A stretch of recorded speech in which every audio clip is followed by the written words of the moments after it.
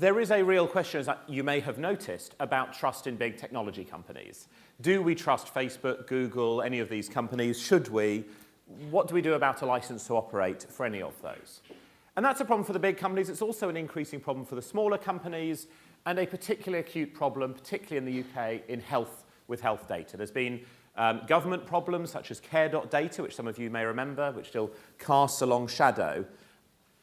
But we have real questions about how do we make the most of what we can do.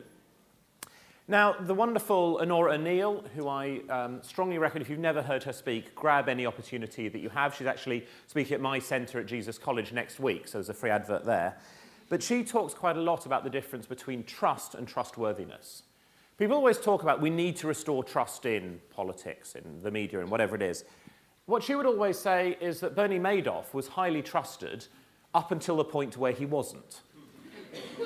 What we actually need is to re-establish trustworthiness, to show that people or organisations are worthy of trust, and then to find a way to make sure that actual trust maps onto trustworthiness.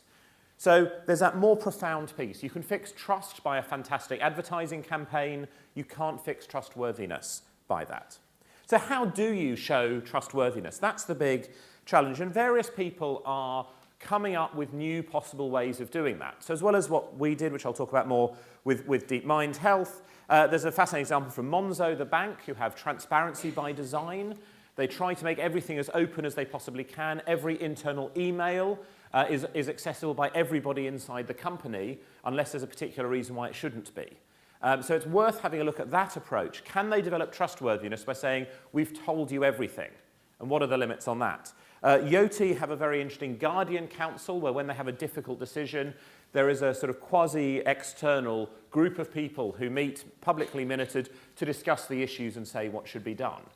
These are two interesting models. We've gone for a different one about more radical transparency, a new government accountability process. And we were set up on the same day that DeepMind Health was announced.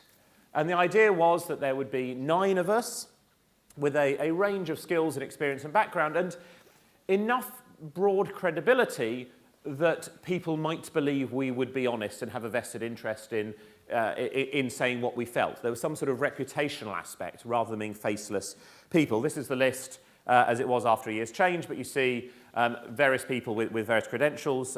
John Took is very, very well known across the medical field. Matthew Taylor, who runs Royal Society of Arts, and various others who have real credibility, real independence. Quite unusually, we had complete access to anything that was happening inside DeepMind Health.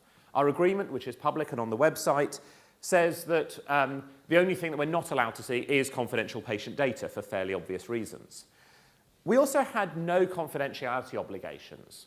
We were literally allowed to walk out of a meeting with DMH, where we'd heard all of their plans for the next year, ring up a journalist and say, they've just said this, I think it's horrific, you should run a story on that. That was absolutely clearly allowed.